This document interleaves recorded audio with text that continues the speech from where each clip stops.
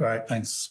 I was so keen to see a soils project go up about the pig manure that I thought, I gotta do one now. But that was a good illustration, that pig manure project, how complex soil management projects and research are, and why I enjoy so much working in soil research. So I'm going to give you a bit of a quick rundown about the soil coordinator position that I hold.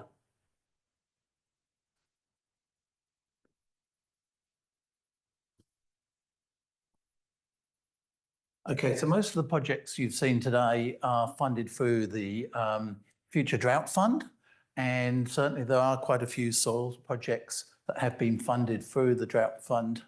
We got, no, I was trying to get the laser pointer to work. Oh,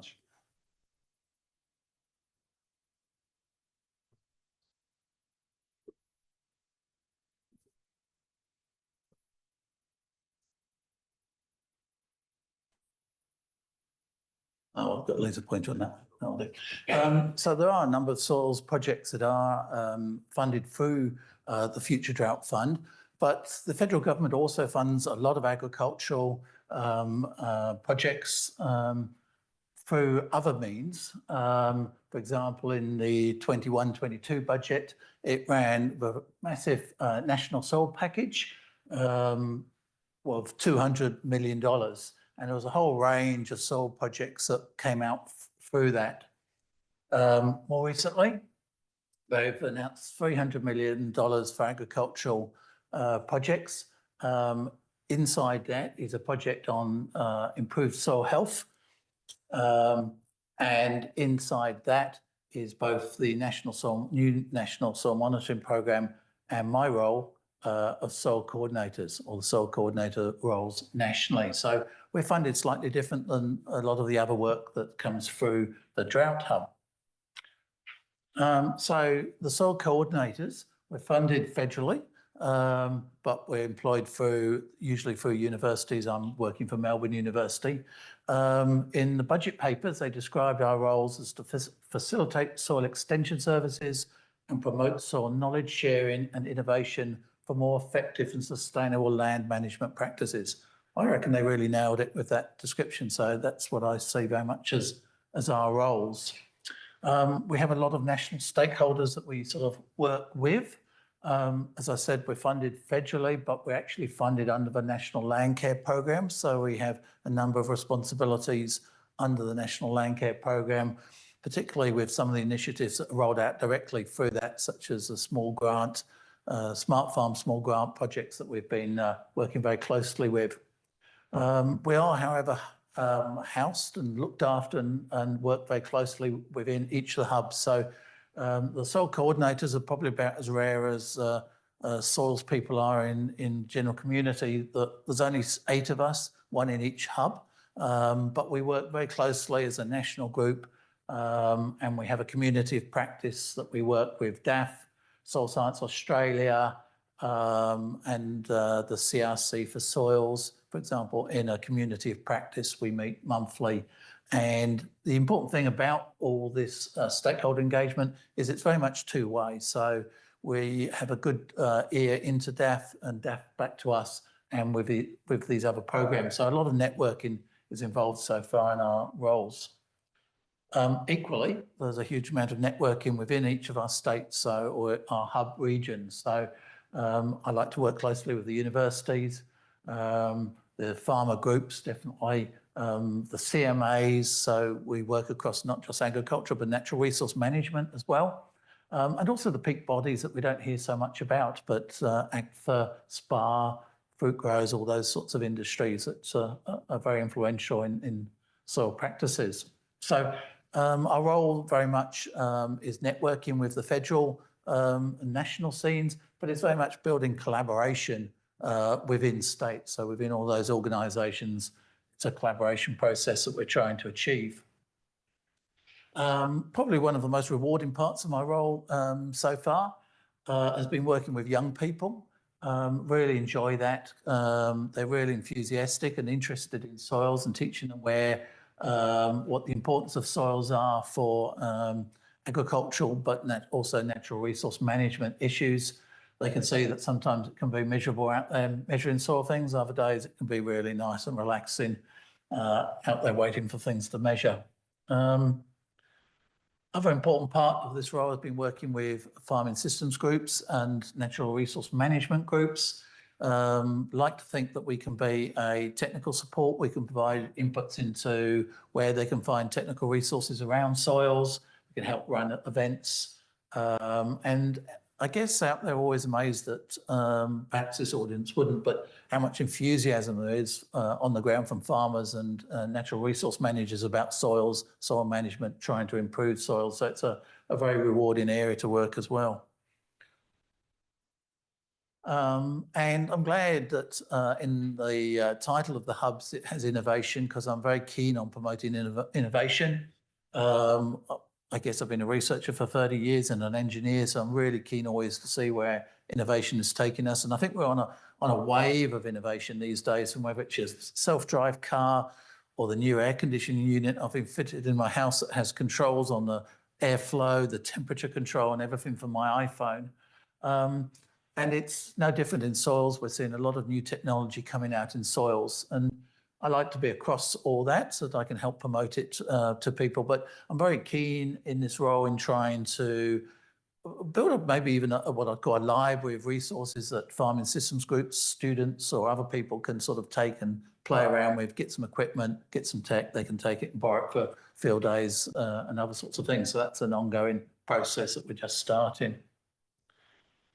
The other part that we've been doing as a community of practice with all the other regional soil coordinators is, and through discussions with DAF, was that we wanted to do a gap analysis on soil knowledge and extension. So this is a major output that we're just sort of finishing off right now. Every hub region will produce one and they'll be coordinated for final one. So as an important part of that gap analysis, we decided to run a national stakeholder survey.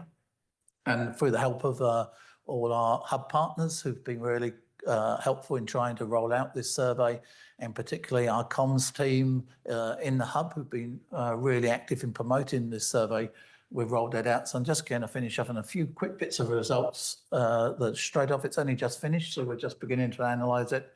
I don't want to bore you with lots of pictures, but lots of information about the hub, about the survey, but I'll just give you a few insights if I have time.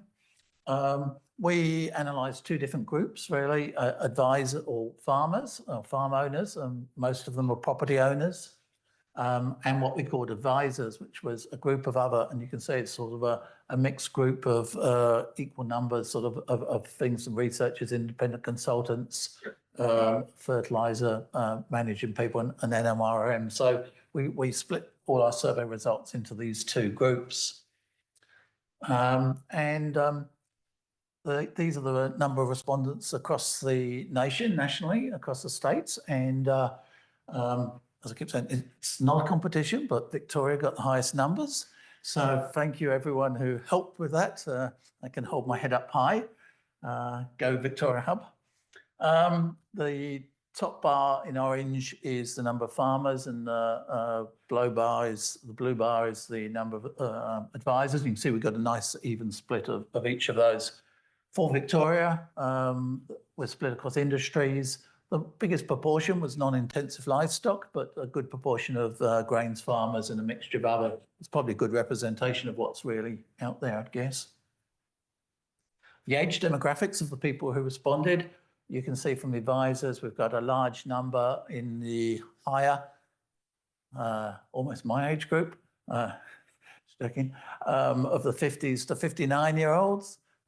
Very few in the younger age groups in there, which probably isn't surprising. But if you go and look at the farmer demographics, we've actually got over half in the above 60 demographics. So whether that's a good reflection of what's happening to farmer demographics out there in the communities, and this goes back to the Virtual Cropping Groups thing to try and get young people back into farming, or whether it was just the old farmers had the time to fill in the survey and the young ones were too busy on the tractor, possibly. So interesting questions it raises. We asked what are the key problems that cause large impacts, what are the key soil problems, and we gave them a list of 21 main problems that we thought might be issues. And we defined a large impact as greater than 5% reduction in farm productivity or profitability, which we didn't think was very, very large at all. So would you guess that the answer came back that out of the farmers, there wasn't a single soil issue that they thought had a large impact on their profitability. Whereas advisors, at least a quarter of them felt that more than half of those issues caused soil problems. So there's quite a big difference between how bad they think soil can influence productivity between advisors and farmers. I don't know which ones have it more accurately. If you go down to a medium impact, then farmers put a lot of issues in. So they think that virtually all of them they feel have a medium impact, but not a large impact. And those are all the different 21 impacts. I don't expect you to look at all of them down there, but just out of interest. So the ones that they felt had, that not many people felt had a large impact at this end, people that felt that that issue had a large impact at this end. But the only thing I was going to mention was the coloured bars. That was where the difference between the advisor and the farmer was more than 5 spaces apart. So in terms of within paddock variability, advisors felt that was something that caused a lot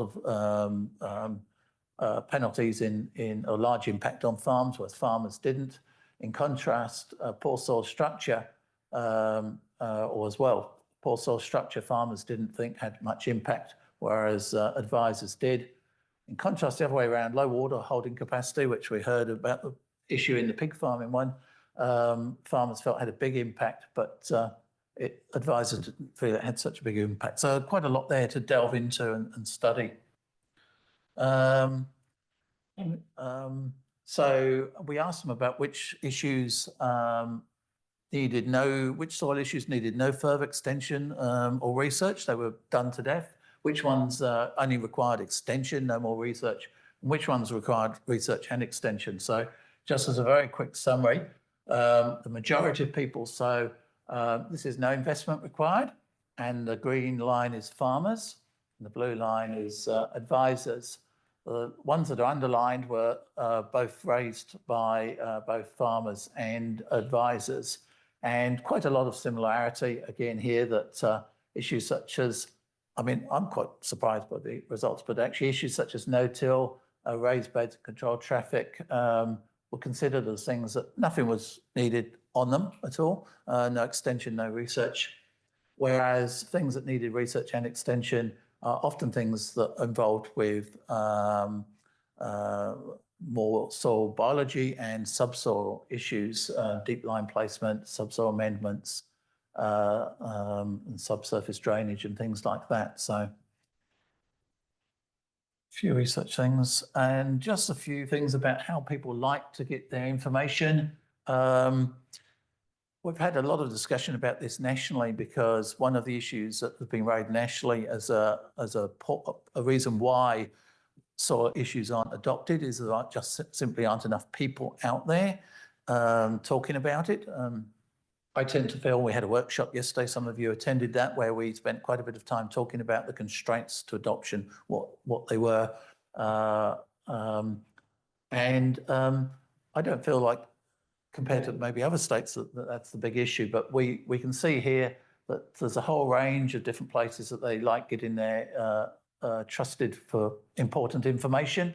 But to me, the most important thing is there's a good wedge here of either landcare groups or local farming groups that provide trusted sources of information. And I think perhaps that's something that separates Victoria from the other states. We seem to have a really good functioning system of farming systems groups, and I think that's such a great thing.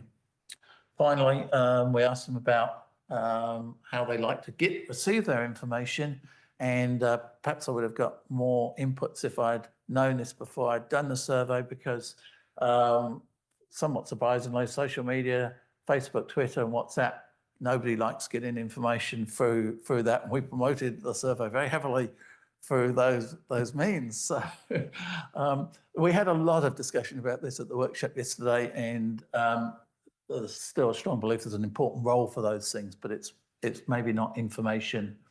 But everyone says, well, we saw the demographics at the beginning, they're all over 60 people, so none of them are going to want to use social media and Facebook anyway. So we did a quick split of by age. This is farmers under 40, and they don't like it in Facebook stuff either, or they don't seem to value it for information very much either. So there's a huge amount of information still to be analysed in that survey, and I'm sure I'll be doing some road trips around each of the different areas to talk about it once we've analysed more of it and reported up to DEF. If you have any more information about gaps that you want to go into the report up to DEF, then please touch base with me.